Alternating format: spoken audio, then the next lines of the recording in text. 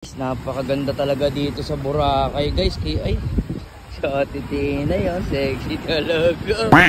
Paklapak ang bilbil. Oh, diba? Ganda. Boracay 2025. Talaga naman. Pak na naman ng jowa ko. Oh, takay na. Huwag ka lang sa side view, Ate Tinay, ha? Yeah. Oh, may photographer, ha? Pak. Oh. Pose.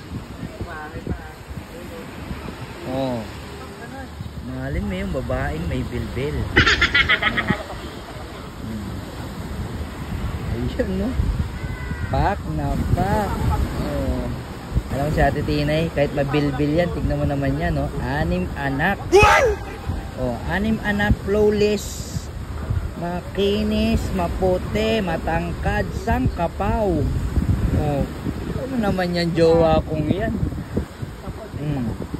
Kaya sa mga nagsasabing bakla si Ate Tinay, no? Mukha lang bakla, pero may 6 na anak. Pero kita mo naman, flawless. O, diba?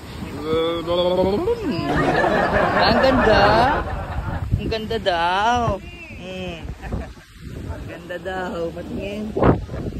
Oh, ay, ang galing ni Kuya. Di ba kung pero yung lahat siya na? Ang ganda. Oo nga eh. Ha? Mas maganda ka sa personal kahit mabilbil ka, no? Kuya, no? Oo. Oh, portrait daw. Kamu naman yan, flawless yan. Walang buko dito. Na tinda, ma'am. Naghahanap ng buko eh. Kaya buko ni Tinay.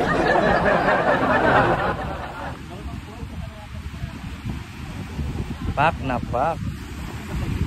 Wait lang, titingin muna ako dito ng baka may ibang view. Walang view. Ito lang talaga yung view nakikita ko. Oh. Pak.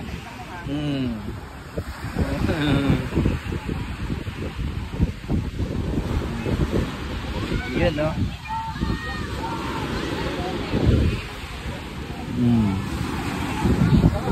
Diba? Si Ate Tinay kahit mukhang bakla yan, flawless siya. Oh, pak. Oh, pak. No look. Paano yung no look? Diyan, no? Oh, tami na. Flawless.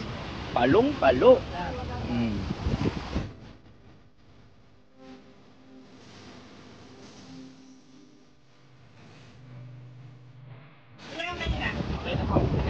Ano tingin mo, babae, bakla? Babae. Kahit saan, kuya, may pempong. Gago to.